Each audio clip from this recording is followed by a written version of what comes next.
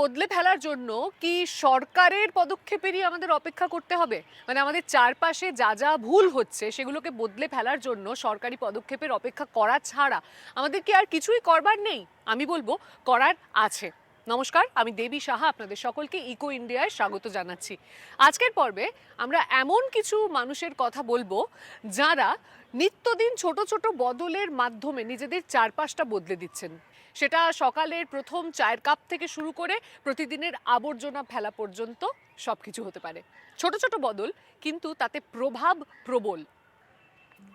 আজকের পর্বে থাকছে আমাদের ডিজিটাল দুনিয়া চলে বিশাল বিশাল ডেটা সেন্টারের উপর নির্ভর করে। সেগুলো চালাতে খরচ হয় প্রচুর জল। কিভাবে সেগুলোকে আরো টেকসই করা যায়? প্লাস্টিক রিসাইক্লিং এ তাইওয়ান বিশ্বে 1 নম্বরে। কিভাবে পেল তারা এই সাফল্য? আর রোমানিয়ায় নাগরিকরা একটা বিশেষ অ্যাপের সাহায্যে ছোট ছোট গাছ বাঁচাচ্ছেন। আমরা দেখব কিভাবে কাজ করে সেটা। আচারে, অভ্যেসে বা সংস্কৃতিতে ভারতের সঙ্গে চায়ের সম্পর্কটা অত্যন্ত নিবিড়।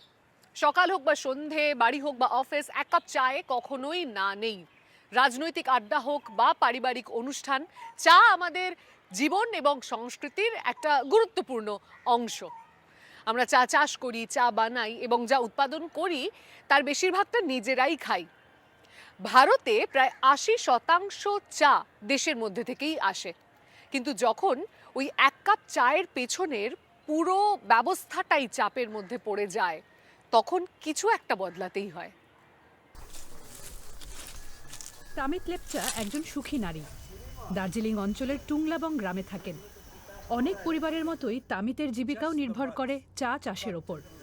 তিনি একসময় বড় চা বাগানে অল্প মজুরিতে কঠোর পরিশ্রম করতেন। একটি কর্মশালায় অংশ নেওয়ার পরই বদলে যায় তার জীবন। ট্রেনিং থেকে ফিরে এসে আমি নিজেদের জমিতে চা লাগানো। ধীরে ধীরে 3-4 বছরের মধ্যেই ভালো ফলন পেতে শুরু করলাম। এই প্রশিক্ষণের আয়োজক ছিলেন রাজা ব্যানার্জি। তার পরিবার প্রজন্মের পর প্রজন্ম ধরে চা বাগান পরিচালনা করছেন। সেখানে মূলত কম মজুরিতে নারীরাই কাজ করতেন। রাজা ব্যানার্জির মনে হয় যে এই ব্যবস্থার পরিবর্তন দরকার। তিনি জৈব চাষ পদ্ধতি চালু করেন এবং নারী চা শ্রমিকদের ন্যায্য মজুরি নিশ্চিত করেন। তার লক্ষ্য প্রকৃতির সঙ্গে সামঞ্জস্য রেখে চা উৎপাদন করা। সময় লাগে, কিন্তু তার বদলে টেকসই, নৈতিক, কম কার্বন নিঃসরণকারী এবং কম খরচে পুনরায় জন্ম দেওয়া চাষের পদ্ধতি পান, যা পৃথিবীর জন্য ভালো। তিনি জানান যে পরিবর্তনের দরকার শুধু এখানেই না, আর শুধু এই এলাকার মানুষদের জন্যই না। জলবায়ু পরিবর্তনের প্রভাব বড় চা বাগানগুলোকেও নাড়া দিচ্ছে। এক বড় চা উৎপাদন সংস্থার ম্যানেজার জানালেন, দীর্ঘ সময় ধরে চলা তীব্র গরম ও শুষ্ক আবহাওয়ার জন্য চা গাছে পোকামাকড়ের আক্রমণ বাড়ছে। সঙ্গে তৈরি হচ্ছে আরও নানা বিপদ। इस साल हमने देखा है 35-36 टेम्परेचर भी मतलब की रिकॉर्ड किया है, जिसके कारण बुश की पत्ती तक जलने लगी थी। रेन भी एकदम हो रहा है कि फुल रेन एक साथ हो रहा है, जिसमें 8 से 10 इंच कंटिन्यू वन डे हुआ है, जिसके कारण काफी लैंडस्लाइड भी हुआ है। রাজা ব্যানার্জি 2018 সালে রিম্পোচা নামে একটা নতুন কোম্পানি গড়ে তোলেন। এরা দার্জিলিংয়ের ক্ষুদ্র ও স্থানীয় চাষিদের সহায়তা আর পরামর্শ দেয়। তারা এখন কেমেলিয়া সিনেনসিস রিম্পোচা বলে একটি প্রজাতির চা চাষ করছেন। এটি তুলনামূলকভাবে কম পরিচর্যায় টিকে থাকে। জলবায়ু পরিবর্তন ও পোকামাকড়ের প্রভাবও কম পড়ে। আর এখানকার চা চাষিদের পরামর্শ দিতে ব্যানার্জি সবসময় প্রস্তুত এবং উপস্থিত। তামিত লেপচা ও তার ভাগ্নে ফারদেনও সেই তালিকায় রয়েছেন। কি ফারদেন? এটা সুপারি, betel nut. আরে না, এটা একটা সম্পদ। In that sense, yes. Yes, That's it it. goes হ্যাঁ, there. ওখানে ফেলে রাখলে কয়েক Few মাসে months, পচে জৈব it সার rots. হবে। It becomes Humus. yes. Sir. পরিবারটি অভিজ্ঞতা থেকে শিখেছে যে পুরো জমিতে চাষ না করে মাত্র 1/4 চা চাষ করতে। বাকি জমিতে বাজরা, ধান ও সবজি হয়। সেখান থেকেও আয় হয়। খামারে এখন একটা অতিথিশালাও রয়েছে। সাথে আছে 5টা গরু, যারা প্রাকৃতিক সার সরবরাহ করে। রিম্পোচার আরেকটি গুরুত্বপূর্ণ শিক্ষা হলো খামারেই বায়োগ্যাস তৈরি করা। Every year we আগে used to প্রতি cut বছর like 2 জ্বালানির জন্য trees, দুটো করে for গাছ the কাটতাম। firewood. বায়োগ্যাস চালু হওয়ার After পর সেটা biogas, বন্ধ that হয়ে has যায়। also stopped. এই ধরনের পরিবর্তনগুলো এই পরিবারের জীবনে, বিশেষত নারীদের জন্য অনেক উন্নতি এনেছে। ভারতের বিভিন্ন অর্থনৈতিক ক্ষেত্রে এখন নারীদের অংশগ্রহণ বেড়েছে, আর চা শিল্পে তাদের উপস্থিতি অন্যান্য ক্ষেত্রের তুলনায় অনেক বেশি। তারা দিনে প্রায় 10 ঘন্টা কাজ করে মাত্র 250 টাকা, মানে মোটামুটি 2.5 ইউরো মজুরি পান। এই আমাদের 250 টাকা দিয়ে তো হবে না। না, এবার আমরা কিস্তি ফিস্তি নেই, গরিব মানুষ। এখন সবজিগুলো কিনে খাইতে গেলে 50 টাকা 60 টাকা কিলো। দিনে তো চায় বাগানের লোকদের 400-500 টাকা দিনে তো খরচা হয় একটা পরিবারে, তাহলে ওই হিসাবে করে দিলে ভালো। চা বিক্রির মূল লাভটাই অবশ্য বাগান আর কারখানার মালিকদের পকেটে যায়। তবে তামিল লেপচার গ্রামের চিত্রটা আলাদা। এখানকার স্থানীয় ছোট ছোট বাগানের চা প্রসেস করা হয় এই ধরনের টি বুটিকে। রিম্পোচা সেগুলো প্যাকেজ করে বিশ্বজুড়ে জার্মানি সহ বিভিন্ন দেশে অনলাইনে বিক্রি করেন, আর চাষিরা ন্যায্য দামও পান। পূর্ণিমার রাতে তোলা চাগুলো ক্রেতাদের কাছে সবচেয়ে জনপ্রিয়। পুরো গ্রাম জড়ো হয় এই রাতে এক বিশেষ অনুষ্ঠানের জন্য।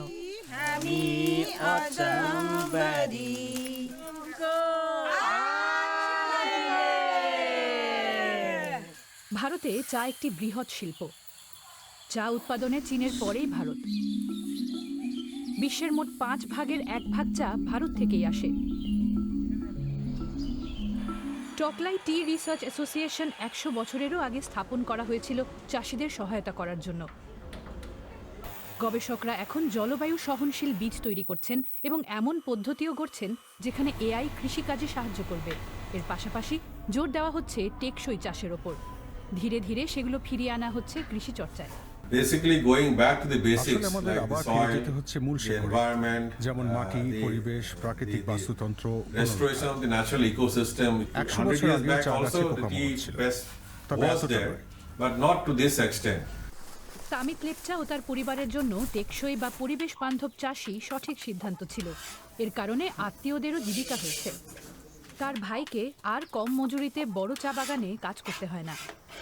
ভবিষ্যতে এই জমি আর তার নানা ফসলই পরবর্তী প্রজন্মকে টিকিয়ে রাখবে। এই আশাতেই তারা প্রতিদিন কাজ করে চলেছেন। সারাদিন ফোনের ওপরে বুড়ো আঙুল চলতে থাকে, কখনো স্ক্রোলিং, কখনো স্ট্রিমিং। আজকাল ছবি থেকে শুরু করে জরুরি নথিপত্র সবটাই আমরা ক্লাউডে জমা রাখি। কিন্তু এই বৃহৎ ডিজিটাল সিস্টেম তো হাওয়ায় চলছে না। একে সুষ্ঠুভাবে চালাতে গেলে দরকার একটা পরিকাঠামো, এবং যার জন্য দরকার প্রচুর পরিমাণে জল, যার যোগান দিতে গিয়ে চাপে পড়ছে আমাদের শহরগুলো। তাহলে জলের জন্যে কি এখন প্রতিযোগিতায় মানুষ বনাম মেশিন? প্রায় 20 বছর আগে নবী মুম্বাইতে আসেন শাহানা চট্টোপাধ্যায়। উপসাগরের অন্য পাড়ে থাকা মুম্বাই শহরের তুলনায় তখন এই জায়গা অনেক সবুজ আর শান্ত ছিল। সম্প্রতি এখানকার বাসিন্দাদের জীবন কঠিন হয়ে পড়েছে। সীমিত সম্পদের উপর ক্রমশ চাপ বাড়ছে। There has been water crunches and it has been এখানে erratic. জলের সংকট So, আছে। like I said, নিয়মিত জল পাওয়া days যায় on না। end there will বেশ be nothing কিছুদিন and then হয়তো কোনো suddenly for সমস্যা 2 হয় days, না, 3 days তারপর water হঠাৎই won't come. 2-3 দিন And then জল there is আসে a না। scramble to call in water tankers to সরবরাহ ঘাটতি মেটাতে reduce the তখন number of জলের hours ট্যাঙ্কার we get ডাকার water হুড়োহুড়ি পড়ে supply. যায়। And এমনও there have হয়েছে been দিনে times মাত্র when we've 1 had ঘন্টা water supply বা for like শুধু maybe সন্ধ্যায় just an hour 1 a ঘন্টা day, জল পাওয়া যায়। you know, or just an hour in the evening. নবী মুম্বাইয়ে জলের এই সংকটের একটি কারণ ভারতের কৃত্রিম বুদ্ধিমত্তার বিপ্লব। দেশের 60% ডেটা সেন্টার গড়ে উঠেছে এই শহর ও তার আশেপাশের এলাকায়। অর্থাৎ ভারতে বসে কেউ ক্লাউড সার্ভিস পরিষেবা নিলে বা কোনো তথ্য অনুসন্ধানের জন্য কৃত্রিম বুদ্ধিমত্তা ব্যবহার করলে তা এসব ডেটা সেন্টারের মধ্য দিয়ে প্রক্রিয়া হওয়ার সম্ভাবনা রয়েছে। ডেটা সংরক্ষণ ও প্রক্রিয়ার জন্য হাজার হাজার সার্ভারের দরকার পড়ে, আর সেগুলো ঠান্ডা রাখতে লক্ষ লক্ষ লিটার জল লাগে।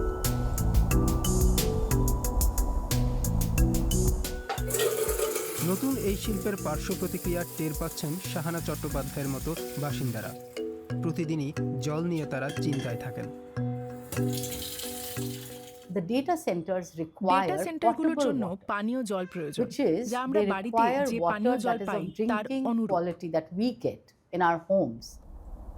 এরই মধ্যে গ্লোবাল ডেটা হাইওয়েতে নিজেদের জায়গা করে নিয়েছে নবী মুম্বাই। কন্ট্রোল এস এর মতো এই শিল্পের অগ্রণী সংস্থারা তাই এখানে কার্যক্রম সম্প্রসারণের পরিকল্পনা করছে। দেখুন, ভারতের ক্ষেত্রে দুটো গুরুত্বপূর্ণ বিষয় সবসময় মনে রাখা দরকার। প্রথমত, বাকি বিশ্বের সঙ্গে ভারত যেই সাবমেরিন কেবলের মাধ্যমে যুক্ততা কোথায় পৌঁছচ্ছে, আর এই ক্ষেত্রে 95% ক্ষমতাই মুম্বাই নয়তো চেন্নাইতে আসছে।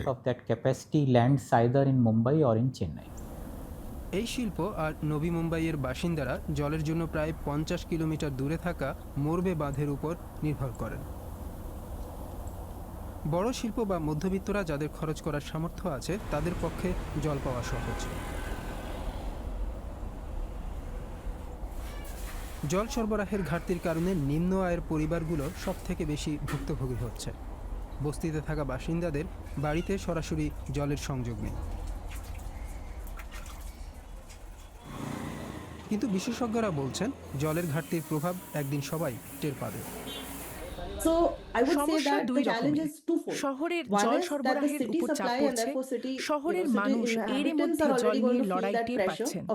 ডেটা সেন্টারগুলো সামনের দিনে জলের অভাবে টালমাটাল পরিস্থিতির মুখোমুখি হতে যাচ্ছে, যা তাদের ব্যবসা আর কাজের মানের উপর প্রভাব ফেলতে পারে। নগর কর্তৃপক্ষ বলছে তারা জলের সমস্যা সম্পর্কে জানে। জল ব্যবহারের নতুন ধরন নিয়ে তারা গবেষণা করছে। নবী মুম্বাইকে বিশ্বের কৃত্রিম বুদ্ধিমত্তা পরিকাঠামোর ক্ষেত্রে গুরুত্বপূর্ণ শহরে পরিণত করতে চান তারা। এর অংশ হিসেবে এই শহর ও তার আশেপাশের জলের চাহিদার মধ্যে ভারসাম্যের পরিকল্পনা করা হচ্ছে। আরও বাঁধ আর বড় জলাশয়ের পরিকল্পনা রয়েছে। আশা করা হচ্ছে 2030 সালের মধ্যে নবী মুম্বাই অঞ্চলের জন্য 2টি নতুন বাঁধ তৈরি হবে।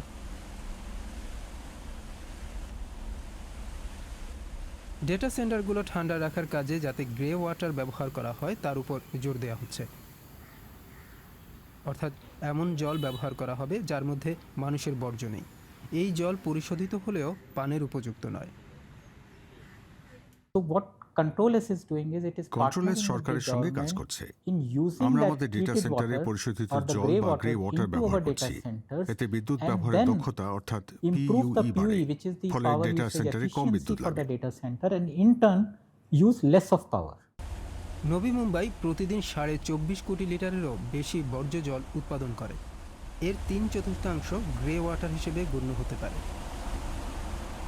এই জল ব্যবহারের ব্যবস্থা গড়ে তুললে ডেটা সেন্টারে জল সরবরাহ আরও পরিবেশ বান্ধব হবে। তবে নাগরিকেরা আগামী দিনে আরও স্বচ্ছতার দাবি রেখেছেন। আপনি যদি আবাসিক অঞ্চলের কাছের সরকারি জমি ব্যবহার করেন, তাহলে সেখানকার মানুষজনের সাথে পরামর্শ করা, তাদেরকে যুক্ত করা এবং তাদের অংশগ্রহণ নিশ্চিত করা শুধু যুক্তিযুক্তই নয়, বাধ্যতামূলক। কৃত্রিম বুদ্ধিমত্তা আর ক্লাউড কম্পিউটিংয়ের এই যুগে শহরগুলো অর্থনৈতিক সম্ভাবনা আর জলের ক্রমবর্ধমান অভাবের মধ্যে ভারসাম্য খোঁজার চেষ্টা চালাচ্ছে।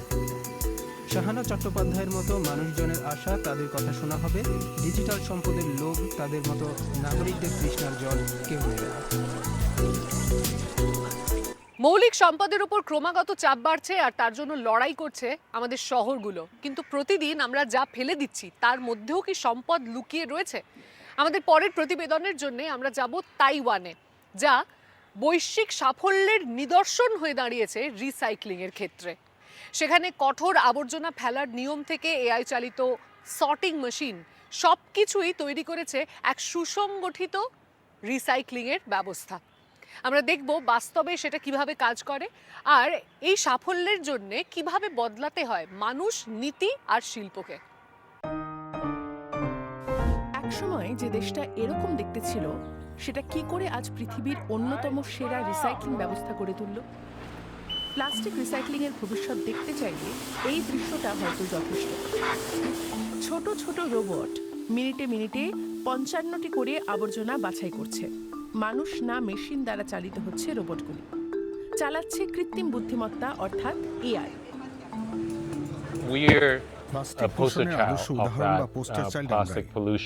তবে 90-এর দশকের মতো দেশটা এখন আর আবর্জনায় ডুবে নেই, অর্থাৎ কিছু কাজ ঠিকভাবেই হয়েছে। প্রক্রিয়াটা কিভাবে চলে সেটা দেখতে আমরা তাইপেই গেলাম, কিন্তু সেখানে পৌঁছানোর কয়েক ঘন্টার মধ্যে একটি গুরুত্বপূর্ণ জিনিসের অভাব চোখে পড়ল। So I just had my little snack and look how much waste I already produced. কিন্তু ময়লা ফেলার কোনো পাবলিক ডাস্টবিন খুঁজে পেলাম না। রাস্তায় কোনো ডাস্টবিন নেই। জানতে পারলাম প্রায় 1 দশক আগে শহর থেকে হাজার হাজার ডাস্টবিন সরিয়ে দেওয়া হয়, কারণ তাইওয়ানে যে বর্জ্যকে রিসাইকেল করা যায় না তার জন্য টাকা দিতে হয়। মূল উদ্দেশ্য হলো মানুষ যেন নিজেই দায়িত্ব নিয়ে যত সম্ভব কম বর্জ্য পোড়ানোর চুল্লিতে পাঠান। প্রত্যেকে নিজের আবর্জনা নিজেই সংগ্রহ করেন, তারপর সেগুলো এই বিখ্যাত ময়লা তোলার গাড়ি যা সপ্তাহে 5 বার ঘুরে সেখানে ফেলে। আবর্জনার ফি বাঁচাতে পাবলিক ডাস্টবিনে ফেলে দেওয়ারও সুযোগ নেই, আর নিয়ম না মানলে প্রকাশ্যে তাকে অপমানিত হতে হয়।他们有做一次筛检，他们会回去，就是如果有地址的话，他们回去会回说是哪一个社区没有做好的，那个时候还有重罚。এটা বেশ কঠোর এক রিসাইক্লিং সংস্কৃতি, যেখানে ব্যক্তিগত দায়িত্বের ওপর জোর অনেক বেশি। তবু এই নীতি তাইওয়ানকে এশিয়ার বর্জ্য পুনরুদ্ধারে শীর্ষে তুলেছে। এনভায়রনমেন্টাল পারফরম্যান্স ইন্ডেক্সে গত বছর এমনটাই দেখা গেছে। শেষে গিয়ে কিন্তু দেখি অনেক কষ্টে বাছাই করা আবর্জনা আর রিসাইক্লিং বর্জ্য এরা একসঙ্গে ফেলে দেয়। তাহলে সংগ্রহের পর এই রিসাইকেলের জন্য আলাদা করা বর্জ্যের কি হয়? উত্তর খুঁজতে চেপে বসলাম একটি আবর্জনা সংগ্রহ করার গাড়ি। এই ট্রাকগুলো বেসরকারি সংস্থা ডাফনের। অনেক কোম্পানির মতো সরকার এদের সঙ্গেও কাজ করে বর্জ্য সংগ্রহ, বাছাই ও পুনর্ব্যবহারের জন্য। সরকারের রিসাইক্লিং ম্যানেজমেন্ট ফান্ড থেকে এই সংস্থাগুলো ভর্তুকি পায়। প্লাস্টিকের আন্তর্জাতিক দাম কমলেও তাদের আয় নিশ্চিত থাকে।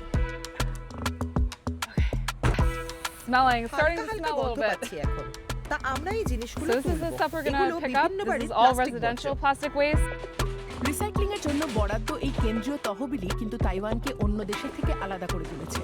এই ফান্ডে টাকা দিতে হয় উৎপাদক ও আমদানিকারীদের, অর্থাৎ শুধু দেশবাসী নয়, প্লাস্টিকের দায় শুরু থেকেই নির্মাতাদেরই বলতে হয়। এতে ব্যবসাগুলো সহজে রিসাইক্লিং এর কাজে যুক্ত হতে পারে এবং এটা লাভজনক হয়। গরম থেকে বাঁচতে আমরা আরেকটা প্ল্যান্টে গেলাম, বিশেষ কিছু রোবটের সাথে সময় কাটাতে। এই ক্ষেত্রে সবচেয়ে গুরুত্বপূর্ণ কাজগুলোর একটা করে তারা।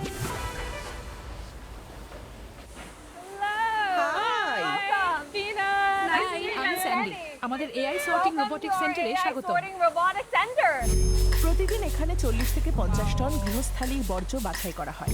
এআই রোবটগুলো প্লাস্টিক, ধাতু, কাগজ সহ 17 ধরনের উপাদান চিহ্নিত করে আলাদা করতে পারে। অনেকক্ষণ আমরা আবর্জনা নিয়ে ঘুরছি, সেগুলো এখানে ফেলতে পারি? আগে দেখি কি সেগুলো। এখানে আছে অনিগিরি, সয়া সস বোতল,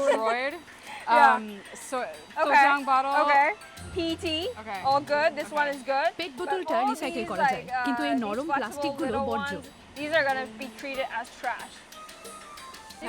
সেগুলো আলাদা করে ফেলতে পারে। এখানকার প্রায় 95% বর্জ্যই রিসাইকেল করা যায়, খুব অল্পই চুল্লিতে পাঠাতে হয়। ডাফন শুধু বাছাইয়ের ক্ষেত্রে না, পুনরুৎপাদনেও এআই ব্যবহার করতে চায়। সেখানে ভালো প্লাস্টিকগুলো যায় দ্বিতীয় জীবন পেতে। সাধারণত পেলেট অর্থাৎ ছোট প্লাস্টিকের দানা হিসেবে পুনর্জীবন পায়। আর এটা এক পারিবারিক ব্যবসা। ইনি কোম্পানির সিইও ম্যাট লিন, যিনি স্যান্ডির বাবা। এখানে আলাদা করে রাখা প্লাস্টিকের গাঁটগুলো কেটে ধুয়ে শুকনো হয়।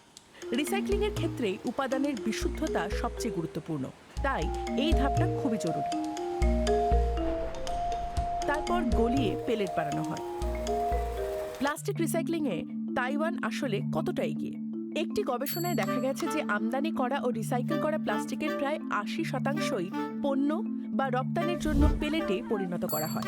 এখানকার রিসাইক্লিং ক্ষেত্র এত বড় যে দেশের নিজস্ব বর্জ্য যথেষ্ট নয়, বিদেশ থেকেও প্লাস্টিক আমদানি করা হয়। তবে সমালোচকদের মতে এই পরিসংখ্যান ভুল ছবিও দেখাতে পারে। রিসাইক্লিং মানে দায়িত্বের সঙ্গে উপাদানগুলো সংগ্রহ করে সেগুলো দায়িত্বের সাথেই আর্থার হুয়াং তাইওয়ানের মিনিউইস কোম্পানির সিইও, যারা বর্জ্য পদার্থকে ব্যবহারযোগ্য উপকরণে পরিণত করে। Most people call that downcycling, and I call that actually just putting a particle into smaller particle into the air. তাইওয়ানে প্রকৃতপক্ষে বিশ্বের সবচেয়ে বেশি বর্জ্য দাহন কেন্দ্র রয়েছে। নিম্নমানের প্লাস্টিক যেমন ব্যাগ বা স্ট্রর মোড়ক পুড়িয়ে ফেলতেই হয়। কিন্তু শহরগুলো প্লাস্টিক রিসাইক্লিংয়ে সফল হলেও বিশাল বিশাল বর্জ্যের পাহাড় শেষ হয় না। 我自己好像是没有减少，因为我觉得个人的努力好像比不过大公司或是他们的浪费。 তাইওয়ানে অনেক ধরনের শিল্প আছে, বিশেষ করে সেমিকন্ডাক্টর এবং পেট্রোকেমিক্যাল শিল্প। সেখানেও সম্ভাবনা অনেক। একই সঙ্গে দেশে বড় শিল্প আছে বলেই তাদের রিসাইক্লিং কাঠামো শক্তিশালী হয়েছে। বৃহৎ পরিসরে বর্জ্য পুনরুৎপাদনের সক্ষমতা এই প্রতিষ্ঠিত কাঠামো থেকেই আসছে। ছোট ছোট অভ্যেস বদলের মাধ্যমেই আমরা বড়সড় পরিবর্তন ঘটাতে পারি। আরও একটি অনন্য এবং মজার বিষয় জানতে চলুন এবার যাওয়া যাক রোমানিয়াতে। রাস্তার পাশে কোনো গাছকে কখনো আস্তে আস্তে শুকিয়ে যেতে দেখেছেন নিশ্চয়ই। কখনো কি ভেবেছেন এদের জন্য আমরা কি করতে পারি? হয়তো সত্যি এর সমাধান আমাদের হাতেই লুকিয়ে রয়েছে। টিমিসোয়ারা শহরে গাছেদের জন্য জারি হয়েছে রেড অ্যালার্ট। আন্দ্রেই বোরা একটি অ্যাপ তৈরি করেছেন যেটাতে দেখা যায় কোন গাছ শুকিয়ে যাচ্ছে এবং তাতে কতটা জল দেওয়া জরুরি। এখন শরৎকাল, 3 দিন আগে বৃষ্টিও হয়েছে। তবু মাটি ফেটে আছে, মানে খরার প্রভাব এখনো আছে। অনেক জল দরকার, যতটা সম্ভব দেওয়া যায়। বোরা লক্ষ্য করেছেন যে তার শহরটি আগের চেয়ে আরও সবুজ হয়েছে। স্থানীয় প্রশাসনের এক বড় বৃক্ষরোপণ কর্মসূচির ফল এটি। কিন্তু জলবায়ু পরিবর্তন, বাজেটের সীমাবদ্ধতা এবং কর্মীর সংখ্যা কম থাকায় চারা গাছে নিয়মিত জল দেওয়া কঠিন হয়ে পড়ে। আর তখনই এগিয়ে আসেন এই আইটি বিশেষজ্ঞ। prima dată cu un bidon de apă cărând baড়ি থেকে জল ভর্তি ক্যান নিয়ে গিয়ে কাছের একটা গাছে জল দিতাম। পরে গাড়িতে ক্যান রাখতে শুরু করি। unele se rup, ছোট বড় ভাঙা ফুটো সব ধরনের ক্যানই ছিল। tot felul de experiențe. ধীরে ধীরে সন্ধ্যায় গাছে জল দেওয়া এক ধরনের devenit un fel de hobby să udăm copacii seara. কাজটা আরো সহজ করতে ওয়েব ডিজাইনার আয়োনেল মার্জিনিয়ানের সঙ্গে একটি অ্যাপ তৈরি করেন। গ্রিন টুইন নামের অ্যাপটা থেকে গাছগুলো কোথায় আছে তা বোঝা যায় এবং সেই সঙ্গে জানা যায় তাদের জল দেওয়া প্রয়োজন কিনা। শুরুর দিকে আন্দ্রেয়ের বন্ধুরা মজার ছলে এই কাজে নেমেছিলেন, কিন্তু অল্প দিনেই ব্যাপারটা একটা প্রজেক্টের রূপ নেয়। তাদের সোশ্যাল মিডিয়ার পোস্ট দেখে গ্রাফিক ডিজাইনার টুন্ডে মায়ারও যোগ দেন। একভাবে দেখলে এটা এক ধরনের এক্সারসাইজের মতো, অনেকটা খেলার মতো। তবে এখানে 5 লিটার জলের ক্যান নিয়ে গাছ পর্যন্ত যাওয়া আসা করতে হয়। এতে মানুষ একত্রিত হন। অ্যাপটা তাদের অংশগ্রহণকেও সহজ করে তোলে। অফিসের পরে শখ হিসেবে শুরু হলেও ধীরে ধীরে এটা প্রায় পার্ট টাইম কাজের মতো হয়ে গেছে। La început motivația era ca să ajutăm primăria, dar cu timpul ce se întâmplă încep să fie atașat de copaci. Și eu mă trezesc mergând pe stradă și uitându-mă la copaci cum au frunzele și dacă sunt udați, dacă sunt sănătoși sau nu. Green twin স্বেচ্ছাসেবকদের এই কাজটা শহরের কর্তৃপক্ষকে খুব সাহায্য করে। আরও বেশি মানুষকে আগ্রহী ও যুক্ত করতে অ্যাপ ডেভেলপাররা নতুন নতুন ফিচার বানাতে ব্যস্ত। Pe partea de IT am vrea să আমরা গাছগুলোকে কিউআর কোড লাগাতে চাই যাতে পথচারীরা স্ক্যান করলে জানতে পারেন কে জল দিয়েছে, কার দায়িত্বে আছে, কোন প্রজাতি, date despre cine e responsabil, ce specie, cum se numește, când a fost plantat și așa mai departe. Toată lumea să vadă unde sunt copacii, când a fost uldat ultima oară și atunci poate faci trasee aproape de casă. Ne gândim foarte serios să facem o gamificare এখন এটাকে গেমের মতো আরো আকর্ষণীয় করার কথা ভাবছি। Cool, fun. A stârnit în mine un spirit civic, să zic așa, care era un pic latent, dormea. Probabil pentru că suntem ocupați cu activitățile noastre de zi, de fiecare zi, care nu ne prea lasă foarte mult timp de relaxare. Că asta poate fi foarte relaxant și te simți foarte bine după ce ajuți. আর এই green twin প্রকল্পটা সত্যি গাছ, শহর আর সামগ্রিক পরিবেশকে সাহায্য করছে, তবে তাদের লক্ষ্য সেখানেই থেমে নেই। Pentru că până la urmă ăsta e scopul final. Ca toată lumea să-și îngrijească copacii din spatele blocului. আর এটা সত্যিই সম্ভব হতে পারে, কারণ তাদের গাছে জল দেওয়ার এই উদ্যোগ ইতিমধ্যেই ফলপ্রসূ হয়েছে আক্ষরিক অর্থে। আজকের মতো এই পর্যন্তই। মনে রাখবেন আমরা কি খাচ্ছি, কিভাবে জল ব্যবহার করছি, আমাদের চারপাশের পরিবেশের কিভাবে যত্ন নিচ্ছি, আবর্জনা কিভাবে সামলাচ্ছি, এই সব কিছুর মধ্যেই শক্তি রয়েছে আমাদের সমাজকে এবং গোটা পৃথিবীকে নতুন করে গড়বার। আপনার কি এমন কোনো অভ্যেস রয়েছে নাকি যেটা আপনিও বদলাবার কথা ভাবছেন? তাহলে তা আমাদেরকে জানান, আমরাও শুনতে চাই। ইনস্টাগ্রামে DW এনভায়রনমেন্ট ফলো করতে ভুলবেন না যেন। আর আগামী সপ্তাহে দেখতে ভুলবেন না ইকো ইন্ডিয়ার নতুন পর্ব, যেখানে এমনই সব আকর্ষণীয় প্রতিবেদন নিয়ে আমরা হাজির থাকব। নমস্কার, বিদায়, ভালো থাকবেন।